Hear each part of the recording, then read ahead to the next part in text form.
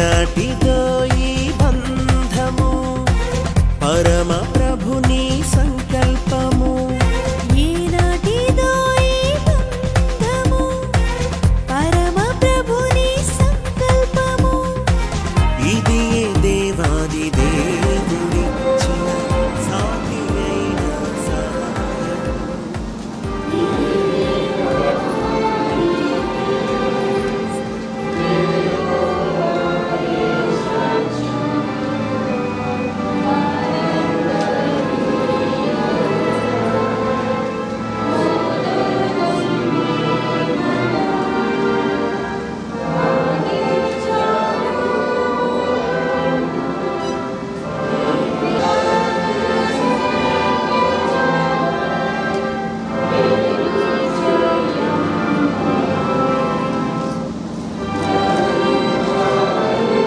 నిర్ణయాల విషయంలో మీపై ఆధారపడుతూ వాళ్ళ జీవితం అంతా సాఫీగా సాగేలాగా. రెండు పక్షులు కూర్చొని కబుర్లాడుకుంటున్నాయి. అందులో ఒక పక్షి చిలక, ఒక పక్షి గోరిక. చిలక గోరికతో అంటుంది, సృష్టిలో అందమైన జంట గురించి చెప్పాల్సి వస్తే లేదా భార్యాభర్తలు ఎలా ఉండాలి అని చెప్పాల్సి వస్తే మన జంట గురించే మాట్లాడుకుంటారు అని. వెంటనే పక్కన ఉన్నటువంటి గోరిక నిజమే కదా అన్నట్టుగానే చూస్తూ ఒక పారి అటువైపు గమనించడం జరిగింది. ఆ లేలేత సూర్యకిరణాల వెలుగులో నుంచి పెళ్లి వస్త్రాలతో ఉన్నటువంటి ఒక పెళ్లి కుమారుడు, అలాగే పెళ్లి వస్త్రాలతో ఉన్నటువంటి పెళ్లి కుమార్తె చేయి పట్టుకుని రావటం ఆ గోరిక గమనించింది. నువ్వేంటి మనమే అందమైన జంట, చూడపుచ్చడానికి జంట అన్నారు, మరి అక్కడి నుంచి వస్తున్నటువంటి ఆ జంట ఎవరు? తీరా కిరణాలు వెలుగులు ఎక్కువ అవుతుండగా ఆ కిరణాల వెలుగులో వస్తున్నటువంటి ఆ జంట ఎవరో మీరు గుర్తుపట్టగలిగారా? ఆ జంట ఎవరో కాదు, మన కన్నుల ముందు కూర్చున్నటువంటి రాజ్ కుమార్ అలాగే సోదరి లలిత. ఈ అందమైన జంటను చూసినటువంటి ఆ పక్షులు వాళ్ళ యొక్క రెక్కల కిలకల రావాల చప్పట్లతోటి అభినందిస్తూ అక్కడి నుంచి నిష్క్రమించారు. ఆ జంట ఇప్పుడు మన కన్నుల ముందు కూర్చుంది. వీరు చూడముచ్చటగా ఉన్నారు, చాలా చక్కగా అందమైన జంటగా మనకు కనపడుతున్నారు. ఏ కారణం బట్టి ఇక్కడ వీళ్ళు సమకూడారో మన అందరికీ తెలుసు. సృష్టిలో ఒక గొప్ప సంకల్పం నెరవేర్పు కోసం మొదటి నుంచి చేసినటువంటి ఒక వ్యవస్థ, చేసినటువంటి ఏర్పాటు ఏంటంటే వివాహం ఏర్పాటు, పెళ్ళి. ఈరోజు పెళ్ళి అని గురించి మాట్లాడుతున్నప్పుడు సమాజంలో ఉన్నటువంటి ఒక అభిప్రాయం ఏంటంటే పెళ్ళి అనేది పేచీలతో కూడుకున్నది, వివాహం అనేది వివాదాస్పదమైనది. కాబట్టి పెళ్లి చేసుకున్న వారు ఏ రోజు సంతోషంగా లేరు, వివాహం చేసుకున్న వారు ఎప్పుడు కూడా వివాదాలు లేకుండా వాళ్ళ జీవితం లేదు. ఈ లోక ప్రజలు అలా భావిస్తున్నారు. కానీ క్రైస్తవ వివాహ జత వారు సంతోషంగా ఉంటారు. దానికి కారణం ఏంటి? ఆ వివాహాన్ని ఏర్పాటు చేసినటువంటి ఆ వ్యవస్థాపకుడు ఎవరు అంటే సృష్టికర్త అయినటువంటి యెహోవా. ఆ యెహోవా దేవుని యొక్క సమక్షంలో ఇప్పుడు ఈ జంట కూడా ఒకటి కాదు. యెహోవా దేవుడు ఏ ఉద్దేశంతో ఈ పెళ్లి ఏర్పాటు చేశారు? యెహోవా దేవుడు తన యొక్క ప్రజలు ఎప్పుడు కూడా సంతోషంగా ఉండాలని కోరుకుంటారు. ముఖ్యంగా తన ప్రజలు వారు ఏ సమస్య లేకుండా సంతోషంగా జీవించాలి, వారి భవిష్యత్తులో కూడా సంతోషంగా జీవించాలి. అలా మొట్టమొదటిగానే ఆదాము సృష్టించాడు. ఆదాము ద్వారా ఈ భూమి మీద అందమైనటువంటి సృష్టిలో ఉన్న భాగాలను తయారు చేసుకుంటాడు. యెహోవా ఆలోచన చేశాడు, ఆదాముకి సంతోషంగా ఉండడానికి నేను అన్నీ ఇచ్చాను, కానీ ఏదో వెలితి కనిపిస్తుంది. ఆదాముకి ఇంకా బెస్ట్ నేను ఏమివ్వగలను, ఆదాముకి సంతోషంగా ఇంకా బెస్ట్ ఏమి. ఇప్పుడు ఉన్నవాటి తృప్తిగానే ఉన్నాడు, జంతువులు వస్తున్నాయి, పేర్లు పెడుతున్నాడు, అక్కడ మంచి ఆహారం తింటున్నాడు, అంతా బాగానే ఉంది. కానీ ఆదాముకి ఇంకా బెస్ట్. తన సంకల్పంలో అది నెరవేరాలంటే ఇంకేదో ఉంది అని యెహోవా ఆలోచించాడు. ఆ ఆలోచన నుంచి యెహోవా తీసుకున్నటువంటి ఒక అద్భుతమైనటువంటి సంకల్పమే పెళ్లి. ఆ పెళ్లి గురించి ఇప్పుడు మనం మాట్లాడుతున్నాం. ప్రత్యేకంగా ఈ పెళ్లిలో యెహోవా చెప్పేటువంటి సంకల్పానికి సంబంధించిన విషయాలన్నీ మీ ఊరికి చాలా హెల్ప్ చేస్తాయి. భవిష్యత్తులో మీ వివాహ జీవితం సంతోషంగా ఉండడానికి చాలా బాగా మీకు సపోర్ట్ చేస్తాయి. అలాగే ఇప్పటికే వివాహ జీవితంలో ఎంతో అనుభవం గడించిన వారు కూడా మరికొన్ని విషయాల్ని నెమరవేసుకోవడానికి, మళ్ళీ మంచి జీవితాన్ని ఇంకా మెరుగుపరచుకోవడానికి కూడా సహాయం చేస్తారు. యెహోవా దేవుడు ఏ ఉద్దేశంతో చేశాడు ఒకసారి ఆలోచించండి. యెహోవా దేవుడు నేల బట్టితోటే అన్నీ తిరిగి చేశారు. ఆదాము కూడా అదే నేల బట్టితో చేశారు. కానీ అవ్వ చేసిన విధానం ఎలా ఉంది? మీరు కూడా మీ వ్యక్తిగత బైబిల్ తెరిచి చూడవచ్చు. ఆదికాండము 2వ అధ్యాయం 21 నుంచి చూడొచ్చండి. ఆదికాండము 2వ అధ్యాయం 21వ వచనం 22వ వచనాన్ని గమనించండి.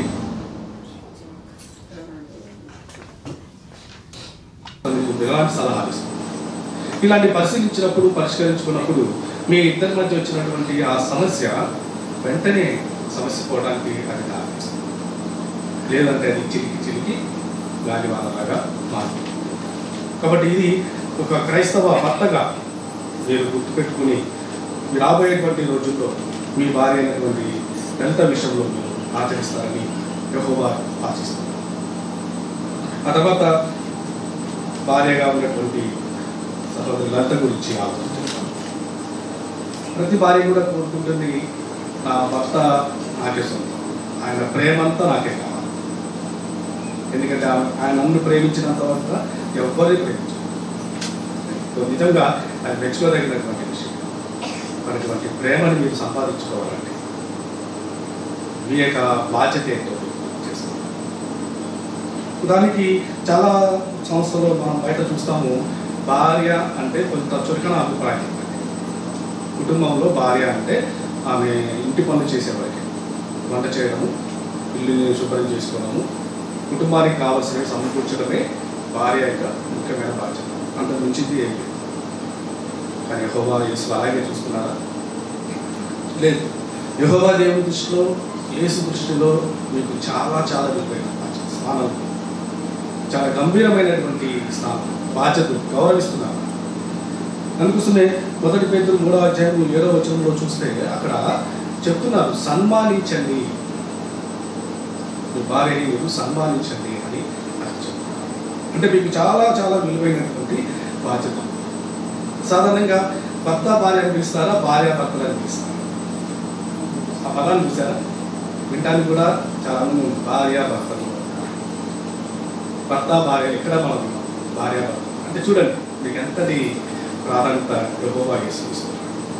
అలాంటి ప్రాధాన్యతని మీరు కూడా శిరసత్వ సూత్రాన్ని మీరు గుర్తించి మీ కుటుంబంలో మీ భర్తతో వ్యవహరిస్తున్నప్పుడు పాటించినట్లయితే ఆయన ప్రేమ మీకు మాత్రమే.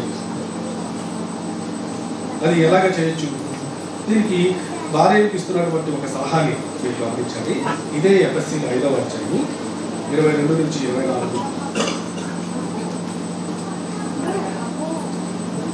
22 నుంచి 24 సిస్టర్ మీరు గమనించవచ్చండి. ఎఫ్ఎస్సీ 5:22 నుంచి 24. భార్యలు ప్రభువుకు లోబడి ఉన్నట్టే భర్తలకు లోబడి ఉన్నారు. ఎందుకంటే సంఘము అనే శరీరానికి క్రీస్తు శిరస్సుగా రక్షకుడుగా ఉన్నట్టే భర్త కూడా తన భార్యకు శిరస్సుగా ఉన్నాడు. సంఘము క్రీస్తుకు లోబడి ఉన్నట్టే భార్య కూడా ప్రతి విషయంలో భర్తకు లోబడి ఉండాలి. భర్తలారా, క్రీస్తు సంఘాన్ని ప్రేమించి దానికోసం తన ప్రాణం పెట్టాడు. అలాగే మీరు కూడా మీ భార్యను ప్రేమిస్తూ ఉండండి. 24 చూసాం. కాబట్టి ఇక్కడ చూసాం, సంఘం క్రీస్తుకు లోబడి ఉన్నట్టే భార్య కూడా ప్రతి విషయంలో భర్తకు లోబడి. కాబట్టి స్పష్టంగా చెప్తుంది ప్రతి విషయంలో అన్నాం. అంటే మీకంటూ కొన్ని వ్యక్తిగతమైనటువంటి ఆలోచనలు, కొన్ని ఉద్దేశాలు, నిర్ణయాలు ఉండొచ్చు. ఇప్పుడు మీరు ఒక వివాహ భార్యగా రాజ్కుమార్ గారితో ఉంటున్నప్పుడు వారితో షేర్ చేసుకోవచ్చు. అంతేకాని మనం చాలా చూస్తాం, మా ఇంట్లో నేను ఇలా పెరగలేదు, మా ఇంట్లో నేను సపరేట్, నన్ను ఒక రకంగా చూశాను, నాకు ఇక్కడ అట్లా లేదు నాకు అనిపిస్తుంది. కానీ ఏం చేయాలి? ఇక్కడ పరిస్థితి కాదు. మీ శిరస్సుగా ఉన్నటువంటి మీ భర్త యొక్క నిర్ణయాలకి సహకరించడానికి ప్రయత్నించాలి. అందుకని యెహోవా చెప్తున్న సాటి అయిన సహకారి, మీరు సాటి అయిన సహకారిగా ఉన్నారు, బానిసగా కాదు. కాబట్టి ఆయన నిర్ణయాలకి మీరు సహకరించవచ్చు. మనకు అనిపిస్తుంది ఇక్కడ చాలా సందర్భాలు ఒక మాట ఇక్కడ ఉపయోగించారు. చాలామంది మనం చూస్తే 22లో భార్యలు ప్రభువుకు లోబడి ఉన్నట్టే. అంటే నేను యేసుక్రీస్తు ఏది చెప్పినా చేస్తాను, యేసు ప్రభు ఏది చెప్తే అది నేను 100% ఫాలో చేస్తాను. ఆయన ప్రీచింగ్ వెళ్ళమంటున్నాడు, వెళ్తున్నాను. పరిచర్య స్టడీ చేయమంటున్నాడు, చేస్తున్నాను. అలాగే వారి కుటుంబంలో భార్యలు ఏం చేయాలో పనులు ఏమని చేస్తున్నాను. కానీ నా నిర్ణయాలు వచ్చినప్పుడు మాత్రం నేను ప్రభువు చెప్పినప్పుడు ఆయన విమోచన రైతనం మీద కూడా నాకు నేను అన్ని విషయాలు ఆయన లోపడతాను. ఆయన ఇక్కడ మాత్రం అలా ఉండమంటున్నారు లేదు. కాబట్టి ఇక్కడ ఏమంటుందో ప్రతి విషయంలో మీ భార్యగా మీ యొక్క భర్త యొక్క శిరసత్వానికి లోబడి ఉండాలి అనేగా చూపిస్తుంది. ఎందుకు అంటే అక్కడ నాయకత్వం వహించేటువంటి బాధ్యత రాజకుమార్కి యెహోవా ఇచ్చారు. కుటుంబంలో మీ నిర్ణయాలు చెప్పొచ్చు, మీ యొక్క సలహాలు ఇవ్వచ్చు, కానీ ఫైనల్ నిర్ణయం తీసుకునేటప్పుడు మద్దతు ఇచ్చిన తర్వాత ఏం చేయాలి?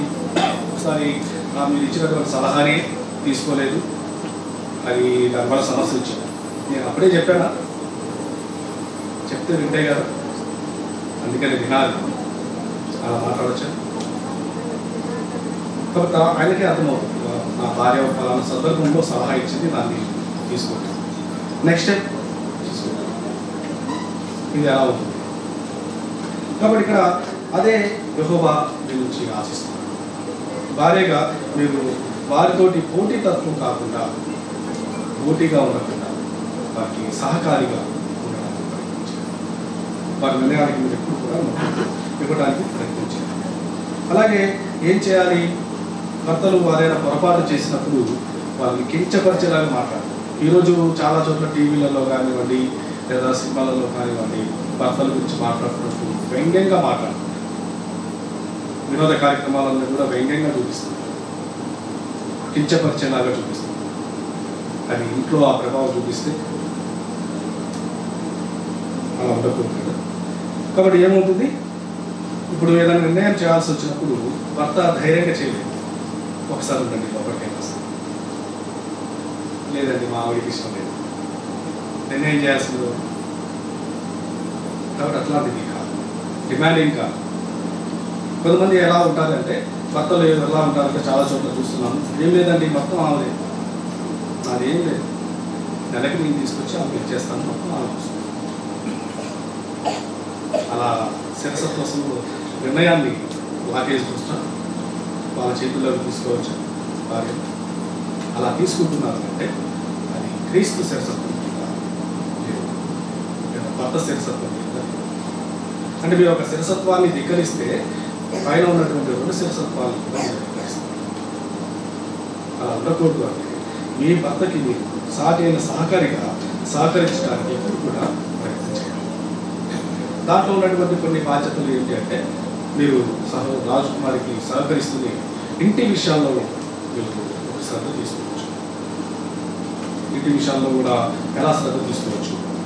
కొన్ని ఇల్లు చూస్తాం, ఇంటిని చూసి ఇల్లాలను చూడాలి అంటే, కానీ ఇల్లాలను చూస్తారు కానీ ఇంటిని చూడలేకపోతుంది. కారణం ఏంటంటే ఎక్కడ ఉండాల్సిందిగా అక్కడ ఉండట్లేదు. భార్య చూస్తేమో టీవీలో మునిగిపోతున్నారు, భర్త ఏమో ఉద్యోగాలకు వెళ్ళిపోతున్నారు, ఇంట్లో ఎక్కడ చెత్త అక్కడే, ఇంటి శుభ్రత లేదు. ఇది యెహోవాకి కంటి తీసుకొస్తుంది. కాబట్టి ఇంటిని కూడా శుభ్రంగా ఉంచుకుంటూ భర్తకి ఒక గుణవతి అయినటువంటి భార్య ఎలాగైతే ఉంటుందో సామెతలు 31:10-32 లేఖనాలు చెప్పిన విధంగా ఆ విధంగా మీరు నిర్ణయం తీసుకుంటారో, అలాగా సహకరిస్తారో ఆ కుటుంబం ఒక ఆనంద నిలయంగా సంతోషంగా గడపడానికి అది సహాయం చేస్తుంది. అది సహాయం చేయాలంటే మీరిద్దరు కూడా ఆ నిర్ణయాల్ని తీసుకోవాలంటే మీ ఇద్దరిలో ఉండాల్సినటువంటి ఒక గొప్ప గుణం ఏంటి? ప్రేమ. ఈ ప్రేమని మీరు ధరించుకోవాలి అని లేఖనాలు చెప్తారు. ప్రేమను ధరించుకోవాలి. ఎలా ధరించుకుంటాం? ఒక అందమైనటువంటి వస్త్రాన్ని మనం వేసుకున్నప్పుడు మన లోపల ఉన్నటువంటి చూడండి చాలా చక్కగా ఇక్కడ ఉన్న వాళ్ళందరూ కూడా గుర్తుపట్టగలరు వెంటనే. ఇక్కడ పెళ్లి కుమారుడు పెళ్లి కుమార్తె ఎవరు అంటే వెంటనే టక్కున చెప్పేస్తారు. ఎలాగా మీరు వేసుకున్నటువంటి ఆ యొక్క వస్త్రధారణ స్పష్టంగా గుర్తు చేస్తారు. అలాగే బట్టలు మనకి ఒక భద్రతను కూడా ఇస్తాయి. అందుకని మనం గమనిస్తాం కదా, చాలా చాలా కొన్ని చోట్ల ప్రముఖులు వాళ్ళ పైన ఒక సూట్ వేసుకుంటారు, ఫోటో బుల్లెట్ ప్రూఫ్ వాళ్ళని కాపాడు వస్తారు. అట్లాగే మీరు కూడా ప్రేమ అనేటువంటి వస్త్రాన్ని మీరు ఎప్పుడు కూడా ధరించుకుంటారు. దాన్ని తీసేయకూడదు. మీరు దాన్ని తీసేసారా దాడి. ఆ ప్రేమ అనేటువంటి వస్త్రాన్ని ధరించినప్పుడు ఎలాగ ఉంటుంది జీవితం? మనం 1 కొరింథీయులు 13వ అధ్యాయం 4 నుంచి 8 వచనాలు మనం చూద్దాము. 1 కొరింథీయులు 13వ అధ్యాయం 4 నుంచి 8 వచనాలు. ప్రేమ అనే లక్షణాన్ని మన జీవితంలో పెంపొందించుకుంటే ఎలాగ ఉంటుందో మీరు గమనించవచ్చు. ప్రేమ ఓర్పు దయ చూపిస్తుంది. ప్రేమ అసూయపడదు, అది గొప్పలు చెప్పుకోదు, గర్వంతో ఉబ్బిపోదు, అమర్యాదగా ప్రవర్తించదు, సొంత ప్రయోజనం మాత్రమే చూసుకోదు, త్వరగా కోపం తెచ్చుకోదు, ప్రేమ హానిని మనసులో పెట్టుకోదు, అది చెడు విషయంలో సంతోషించదు కానీ సత్యం విషయంలో సంతోషిస్తుంది, అది అన్నిటిని భరిస్తుంది, అన్నిటిని నమ్ముతుంది, అన్నిటిని నిరీక్షిస్తుంది, అన్నిటిని సహిస్తుంది. గమనించాలి ప్రేమ ఎంత గొప్పగా ఉందో. ఒక మల్టీవిటమిన్ టాబ్లెట్ వేసుకుంటే ఒంట్లో ఉన్నటువంటి నీరసం అంతా ఎలాగ తగ్గిపోతుందో, ఈ ప్రేమ అనేది మీరు ధరించుకుంటే మీ ఇద్దరి మధ్య ఏదైనా సరే అది ఎలాంటి సందర్భంలో కూడా తెలుసా అండి. మనం ఒక లేఖనం మనం చూద్దాము. కొలసీలు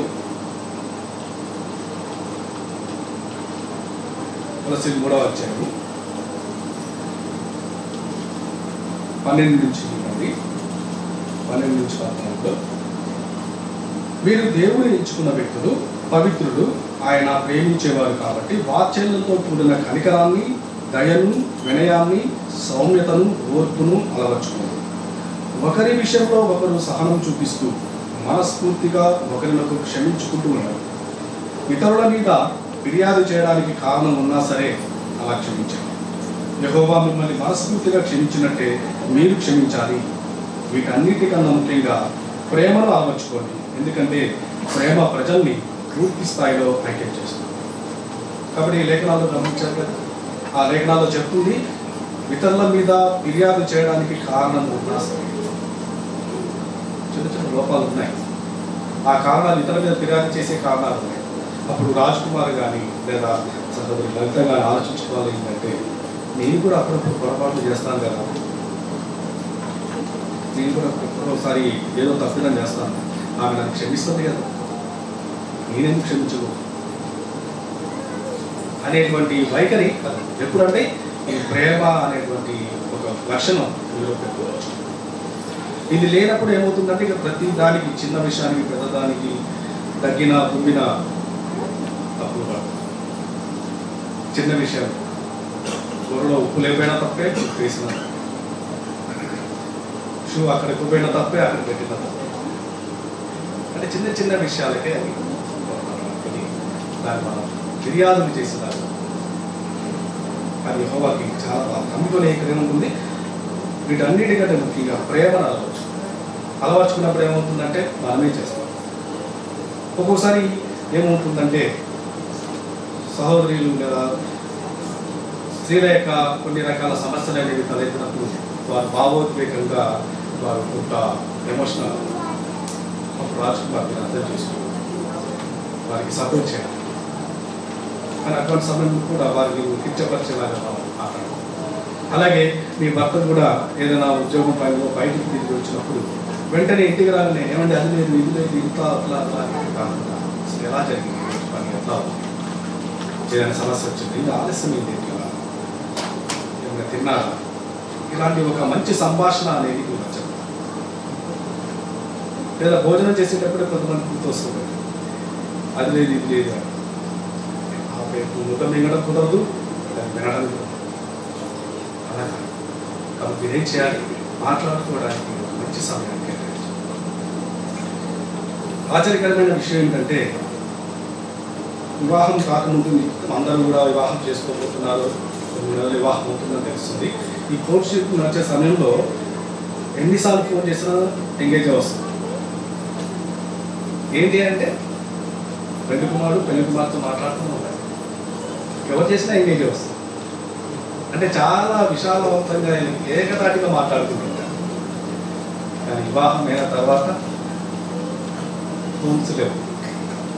ఇంట్లో భార్య ఫోన్ చేస్తే అప్పుడు ఎంగేజ్ వస్తుంది. ఎందుకంటే భర్త ఫ్రెండ్స్తో మాట్లాడతారు.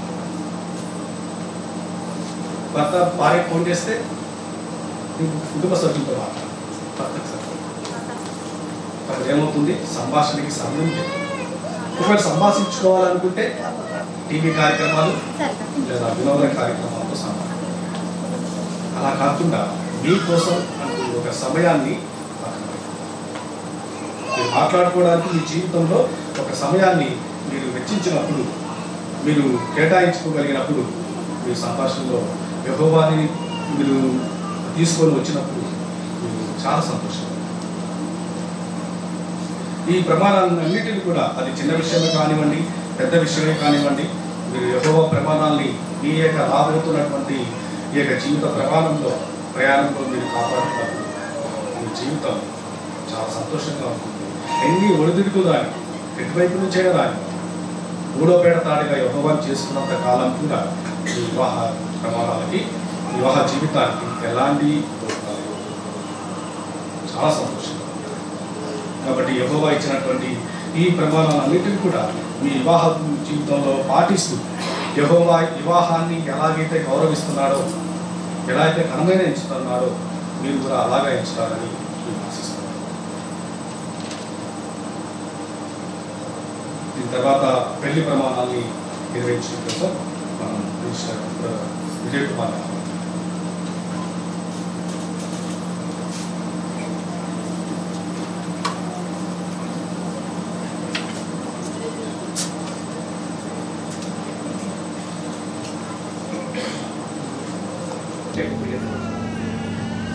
ఈ మైక్ లెఫ్ట్ హ్యాండ్తో సిస్టర్ క్లియర్ పడి ప్రత్యేకించిన సిస్టర్ లలిత కోసమే కాబట్టి సిస్టర్ వైపు చూస్తే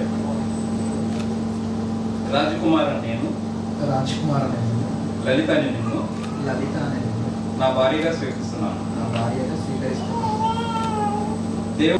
దేవుడు చేసిన వివాహ ఏర్పాటు ప్రకారం మనమిద్దరం భూమి మీద కలిసి జీవించినంత కాలం క్రైస్తవ భర్తల కోసం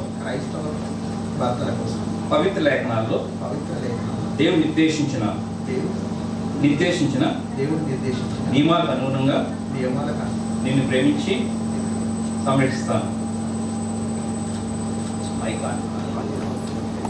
సిస్టర్ లలిత, ఇది బ్రదర్ రాజకుమార్ కోసమే కాబట్టి బ్రదర్ సిస్టర్ మైక్ కొంచెం దగ్గర పెట్టండి. లలిత అని నేను రాజకుమార్ మిమ్మల్ని నా భర్తగా స్వీకరిస్తున్నాను.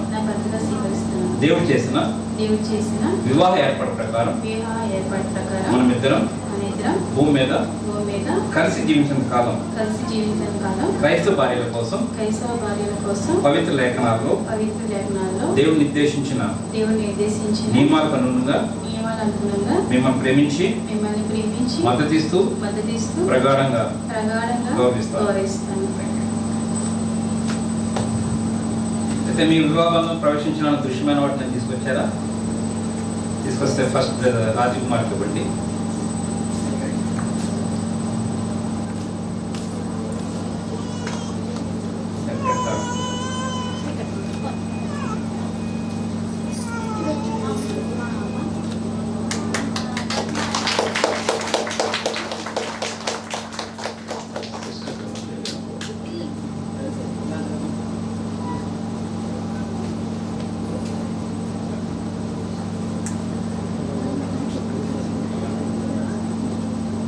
left hand talking. Shake right. That's one. Wait.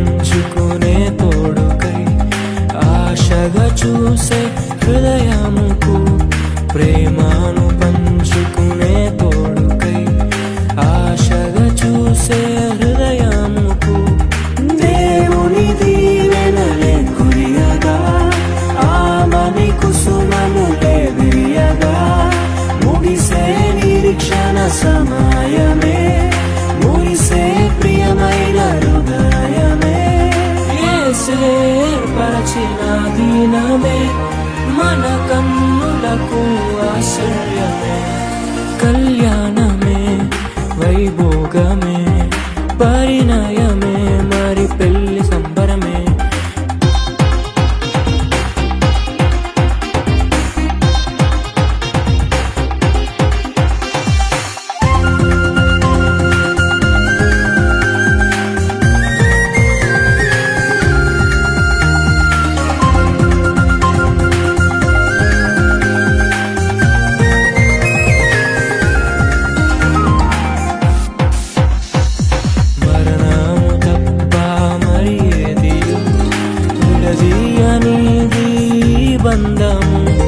మరణము తప్ప మరి ఏది విడదీయనిది బంధము వ్యాధి బాధ సంతోషంలో కలిమి లేని ఆరోగ్యంలో ప్రభువే ఒకటిగా దీవించెను మనులే అందుకుని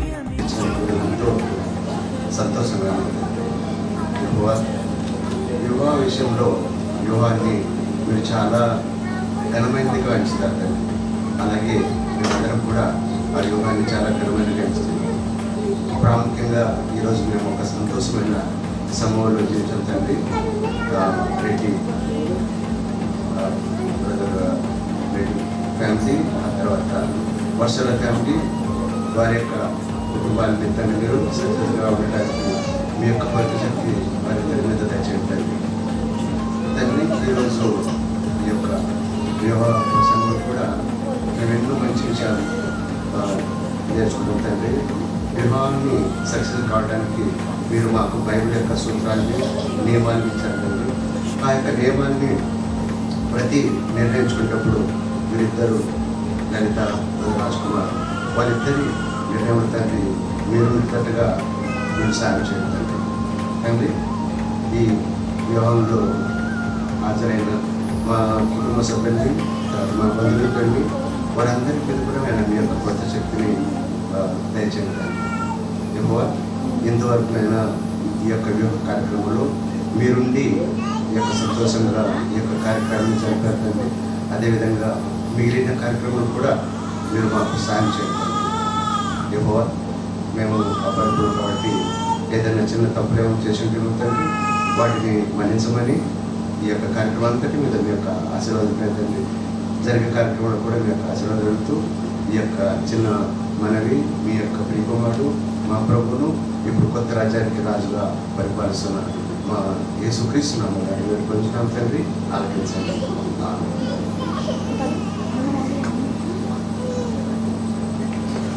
చేయడానికి నేను సంతోషిస్తున్నాను.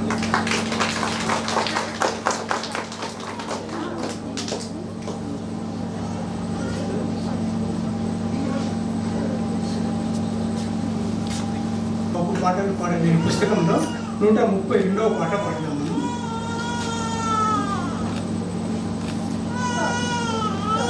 పాట సంఖ్య 132.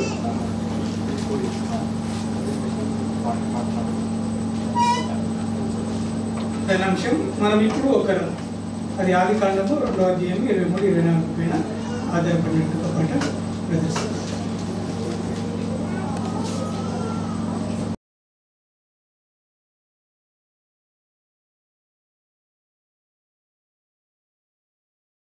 సోదరి మనందరికీ మా ధన్యవాదాలు.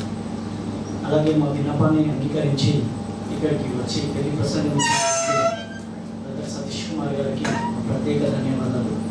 అదేవిధంగా ఈ వివాహాన్ని నిర్వహించడానికి చాలా దూరం నుంచి వచ్చినటువంటి బ్రదర్ విజయ్ కుమార్ గారికి special thanks.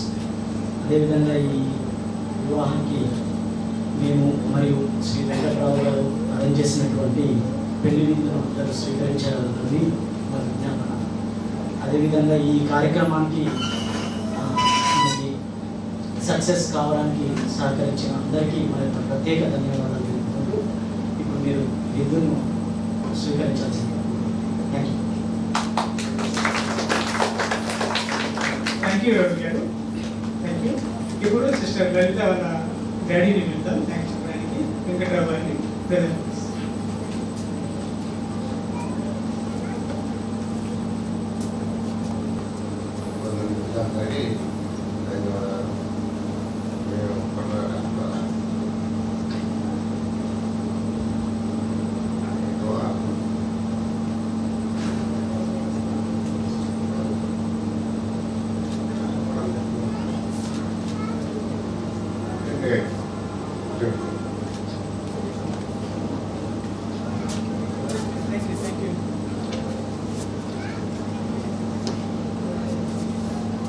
Thank you brothers and sister. ఇంకా స్నేహితులారా, మీరు మంచిగా మా పొలం నుంచి మీరు వచ్చి మా ఇన్విటేషన్ని స్వీకరించి ఈ పెళ్ళిని మంచిగా సక్రమంగా చేయడానికి థ్యాంక్ యూ చెప్తున్నాం.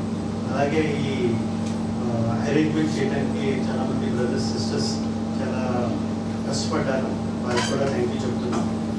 అలాగే మా ఫ్యామిలీ ఇంకా బ్రదర్ మా ఫ్యామిలీ మంచిగా విధిని సిద్ధం చేశారు. మీరు తప్పకుండా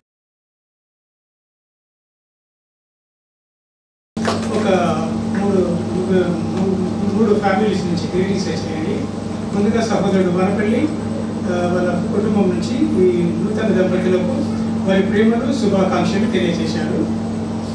రెండవ కుటుంబం బ్రదర్ సంపత్ సిస్టర్ సింధు దంపతులిద్దరు కూడా ఈ కొత్త దంపతులకు శుభాకాంక్షలు వారి ప్రేమలు తెలియజేశారు. తర్వాత బ్రదర్ రత్న సిస్టర్ విజయ్ కుమారి దంపతులిద్దరు కూడా నూతన దంపతుల కోసం ప్రేమలు శుభాకాంక్షలు తెలియజేశారు. థ్యాంక్ యూ అందరికీ. ఇప్పుడు దయచేసి ఇప్పుడు ఈ యొక్క ఫోటో సెషన్ ఇప్పుడు ఉంటుంది. ముఖ్యంగా ఈ యొక్క పెళ్లి దంపతుల ఇద్దరి యొక్క కుటుంబ సభ్యులు ఎవరైతే ఉన్నారో వాళ్ళు ఫోటోలు దిగితే వాళ్ళు డ్రెస్ చేంజ్ చేసుకుంటారు. దయచేసి దగ్గర బంధువులు వచ్చి ఫోటోలు తీయండి.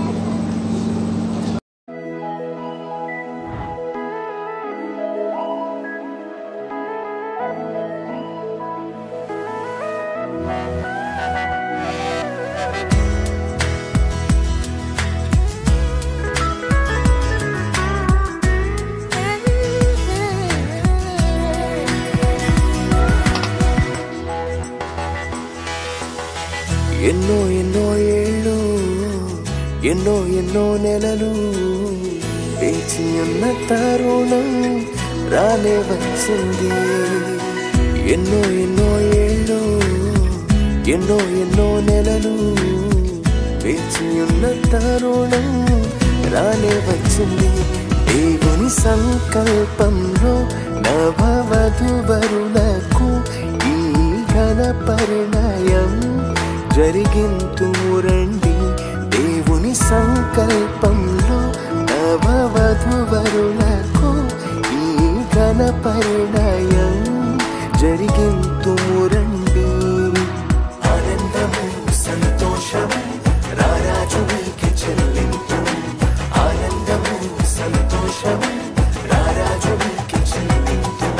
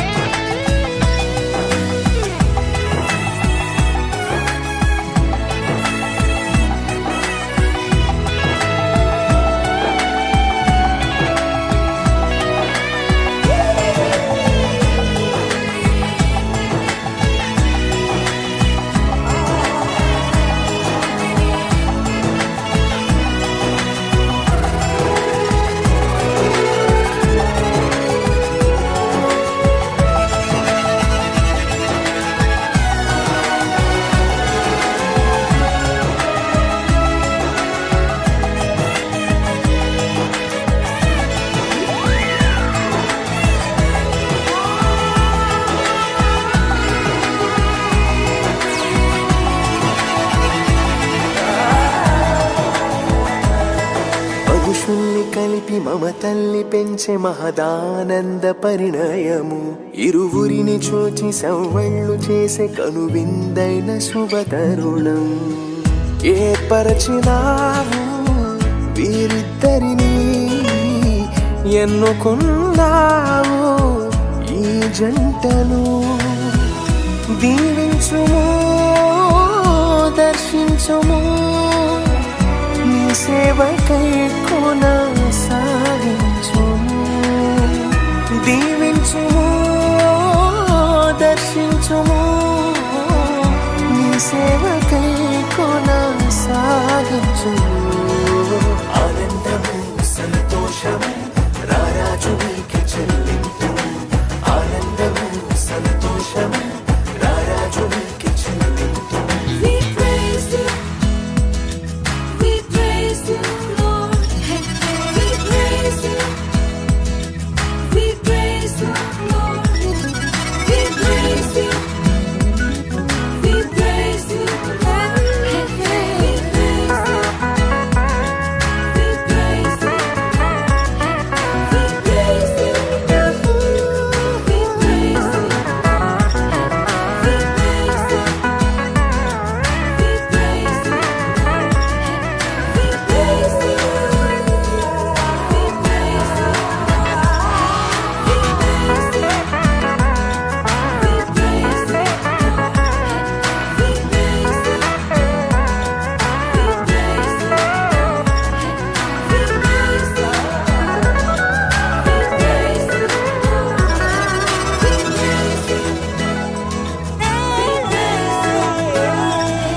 సంసార నౌక ఆదర్శంగా నలుగురిలో ఉండాలని అన్యోన్యంగా సౌభాగ్యంగా కలకాలం బ్రతకాలని కీడైనను లేమైనను వ్యాధైనను బాధైనను విడిపోనిది ఓ ఈ బంధము జతపరచినాడు ఆ దైవము విడిపోనిది ఓ ఈ బంధము జతపరచినాడు ఆ దైవము ఆనందము సంతోషము రారాజు నీకే చెల్లింపు ఆనందము సంతోషము రారాజు నీకే చెల్లింపు ఎన్నో ఎన్నో ఏళ్ళు ఎన్నో ఎన్నో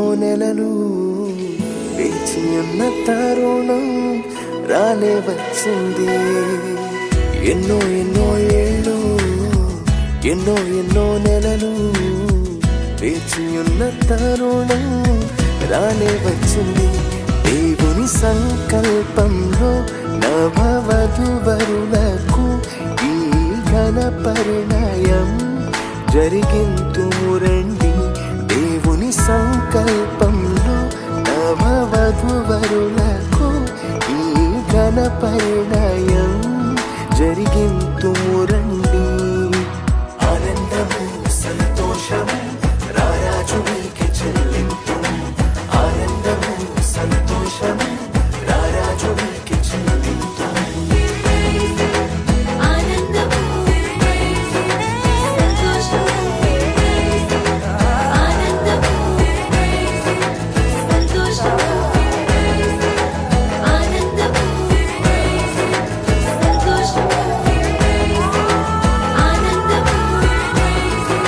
Santosh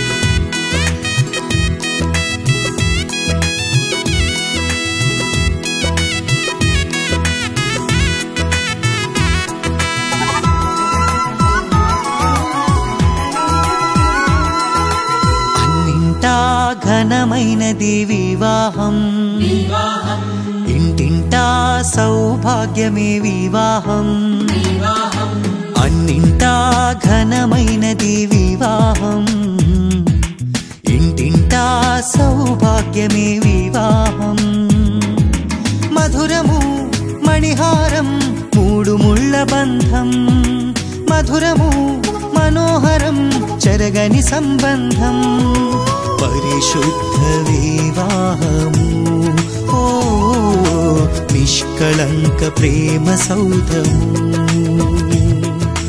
పరిశుద్ధ వివాహము ఓ నిష్కళంక ప్రేమ సౌధము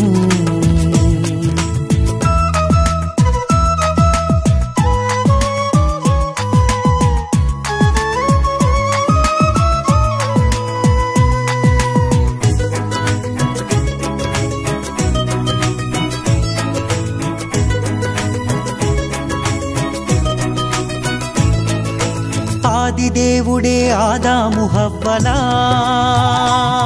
సమ ఉజ్జీగ చేసి సంతసించెను ఆది దేవుడే ఆదాము హవ్వలా సమ ఉజ్జీగ చేసి సంతసించెను కానాను పెండ్లిలో ఘనుడైన క్రీస్తు నీటిని ద్రాక్షగా మార్చి మహిమ పరచెను కానాను పెండ్లిలో ఘనుడైన క్రీస్తు నీటిని ద్రాక్షగా మార్చి మహిమ పరచెను తండ్రి కుమారాత్మ పేర వధూవరుల దీవించి ఉల్లసింతుము ప్రభువును ప్రస్తుతింతుము ఉల్లసింతుము ప్రభువును ప్రస్తుతింతుము అన్నింటా ఘనమైనది వివాహం ఇంటింటా సౌభాగ్యమే వివాహం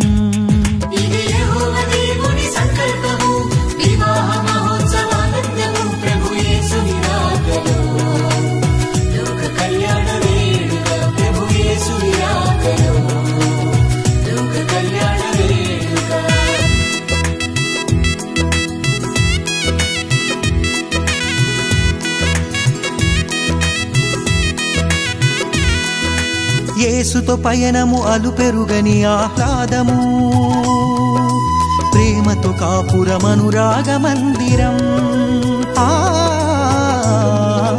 యేసుతో పయనము అలుపెరుగని ఆహ్లాదము ప్రేమతో కాపురమనురాగ మందిరం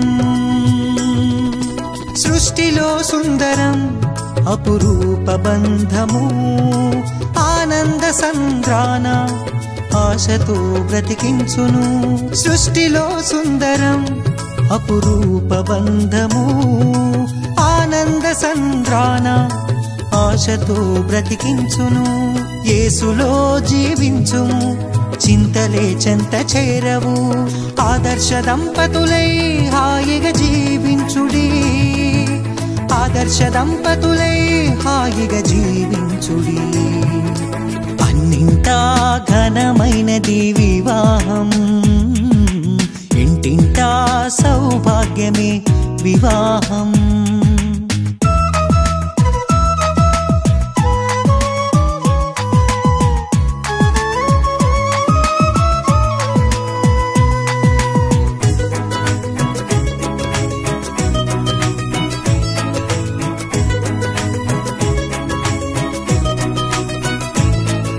శుద్ధ జీవితము జీవించు వారలు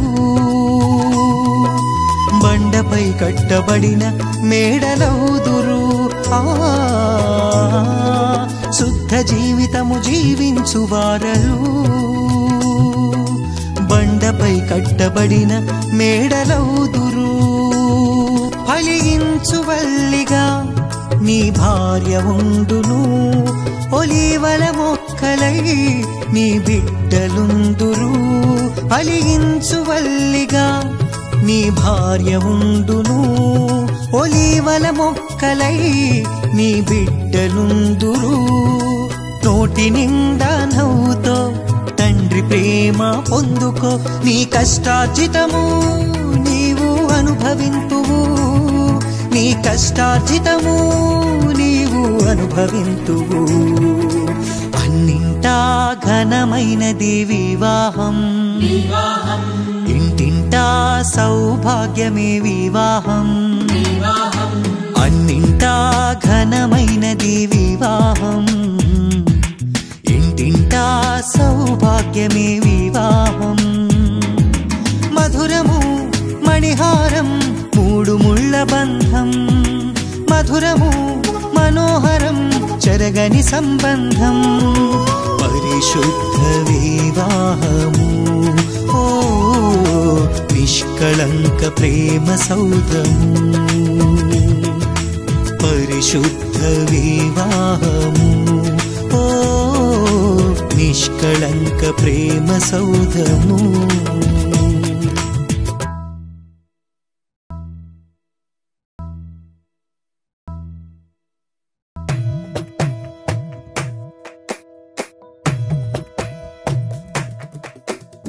కలిసేటి అందాల అనుబంధమే ఇది ఏ నాటికైనా మహనీయమే. కలిసేటి అందాల అనుబంధమే ఇది ఏ నాటికైనా మహనీయమే.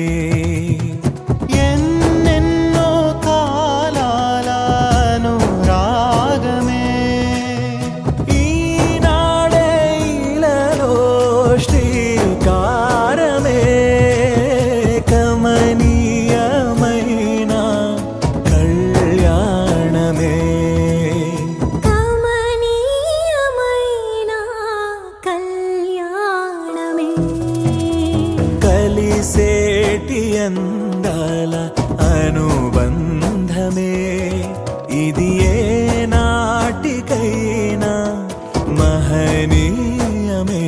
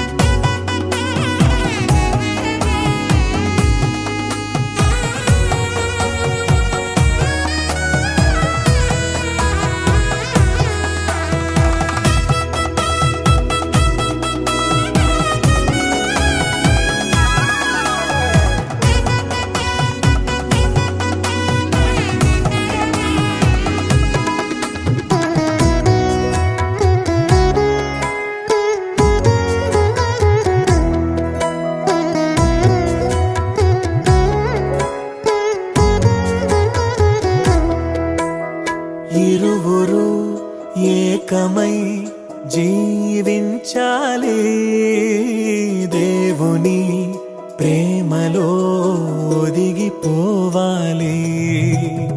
కలిమిలో లేమిలో ప్రేమించాలి, మమతలే మల్లెలై పరిమళించాలి. మురిసిపోయే వేదిక మరువలేని వేడుక, ఒకరికొకరు తోడుగా ప్రభువు చేసే జంటగా. ప్రేమానురాగాల ఈ బంధమే మంగళమేగా శుభప్రదమే, ఆనందమేగా కళ్యాణమే. కలిసేటి అందాల అనుబంధమే ఇది ఏ నాటికైనా మహనీయమే.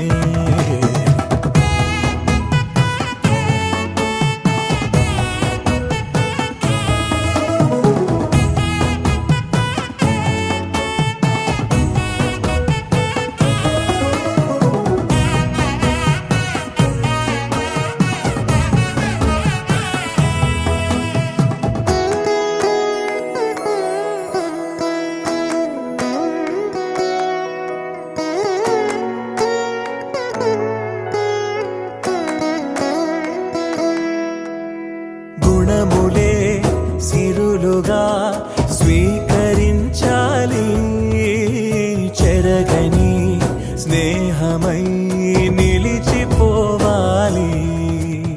క్రీస్తులో పయనమే సాగించాలి.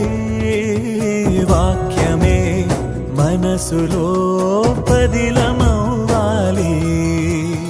ప్రభువు ద్రాక్షావల్లిగా ఫలమునిచ్చే తీగలా వరములెన్నో పొందగా తరములెన్నో చూడగా పరిశుద్ధ దేవుని నిర్ణయమే వైభోగమేగా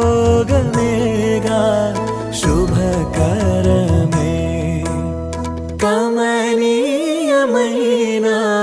కళ్యాణమే కలిసేటి అందాల అనుబంధమే. ఇది ఏ నాటికైనా మహనీయమే. ఎన్నెన్నో కాలాల అనురాగమే ఈనాడే ఇలలో శ్రీకారమే. కమనీయమైన కళ్యాణమే కమనీయమైన కళ్యాణమే కలిసేటి అందాల అనుబంధమే. ఇది ఏ నాటికైనా మహనీయమే. కలిసేటి అందాల అనుబంధమే. ఇది ఏ నాటికైనా మహనీయమే.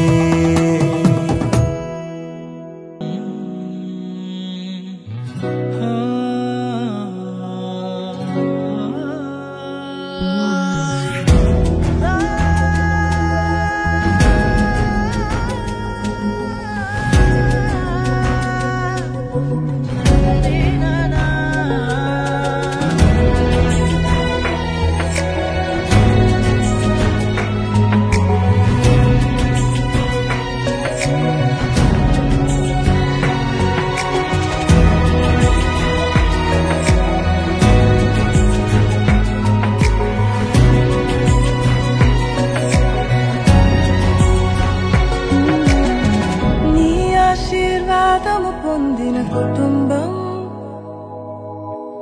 నీ సన్నిధిలోనే నిత్యము స్థిరపరచుము. నీ చిత్తము నెరవేర్చుటయే నా జీవితం. నీ పాదముల చెంత చేసేద అంకితము. దేవా మా కుటుంబమును నీదివేనా తరతరములకుండును. దీవించు దేవా మా పిల్లలను నీదివేనా తరతరములకుండును.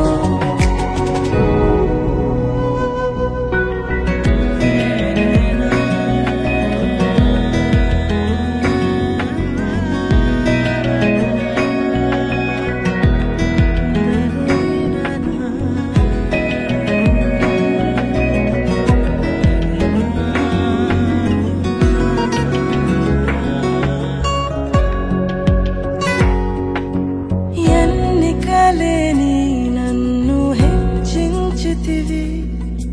దీనుడనైనా నన్ను దీవించితివి. నీ చేతి నీడలో నన్ను ఉంచితివి. నీ రక్షణలో నన్ను కాపాడితివి. నీ అనురాగము ఎంతో గొప్పది. నీ సంకల్పము ఎంతో గొప్పది. నీ అనురాగము ఎంతో గొప్పది. నీ సంకల్పము ఎంతో గొప్పది.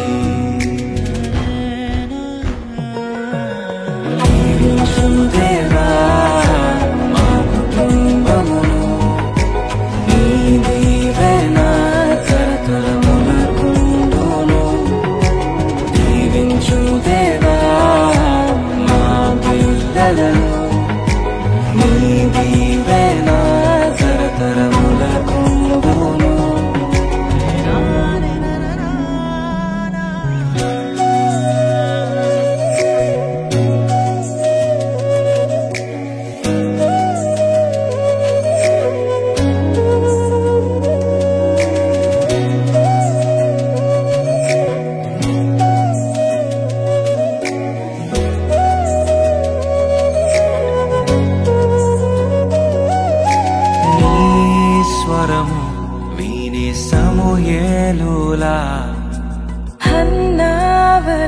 నీ కొరకు పెంచాలయ్యా. నీ శిక్షణలో నీ బోధలో కడవరకు వారిని ఉంచాలయ్యా. నిన్నే ఆరాధించెదరు దావీదులా నిన్నే ప్రకటించెదము పౌలులా నిన్నే ఆరాధించెదరు దావీదులా నిన్నే ప్రకటించెదరు పౌలులా.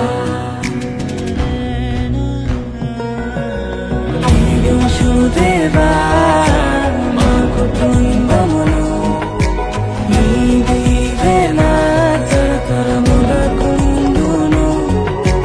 దీవించు దేవా మా పిల్లలను నీ దీవెన తరతరములకుండును. దీవించు దేవా మా కుటుంబమును నీ దీవెన తరతరములకుండును.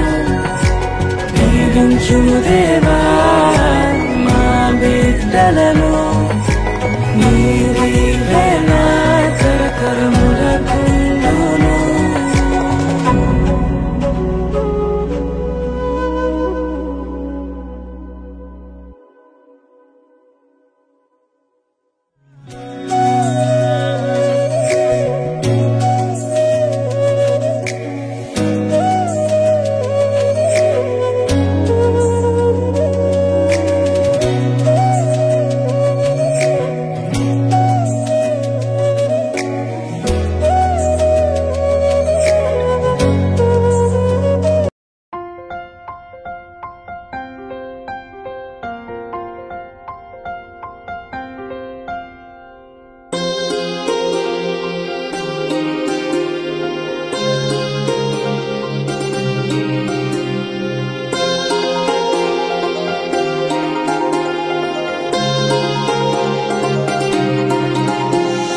కళ్యాణమే వైభోగమే పరిణయమే మరి పెళ్లి సంబరమే.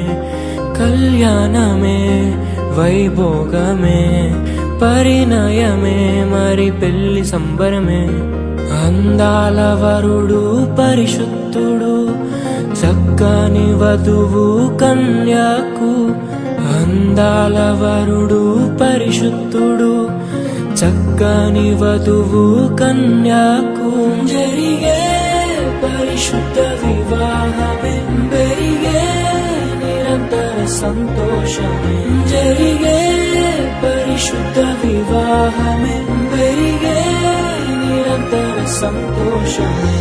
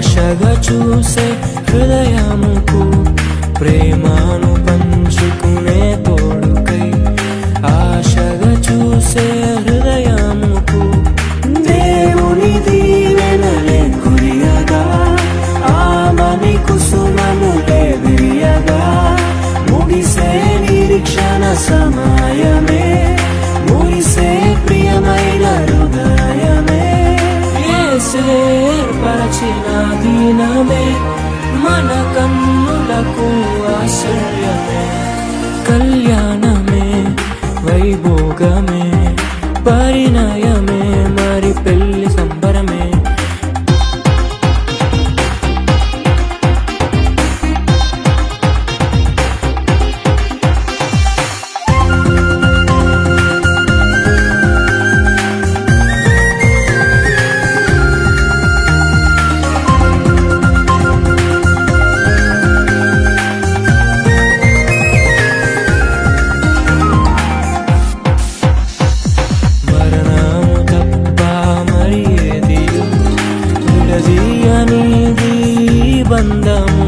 మరణము తప్ప మరి ఏది విడదీయనిది బంధము వ్యాధి బాధ సంతోషంలో కలిమి లేని ఆరోగ్యంలో ప్రభువే ఒకటిగా దీవించెను మనులే అందుకు నియమించెను పరలోకములో నిర్ణయించెను నరలోకములో ఏర్పరిచెను కళ్యాణమే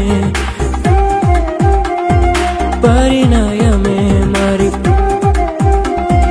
కళ్యాణమే